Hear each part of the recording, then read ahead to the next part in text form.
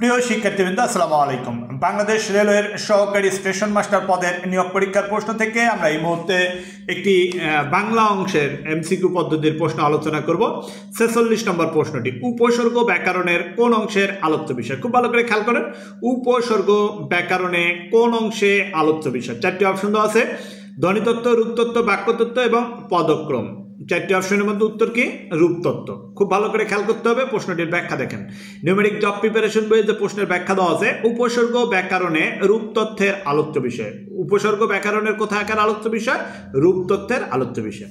উপসর্গ ছাড়াও শব্দ গঠন, ধাতু বা ক্রিয়ামূল, সমাস, বচন ইত্যাদি রূপতত্ত্বের অন্তর্ভুক্ত।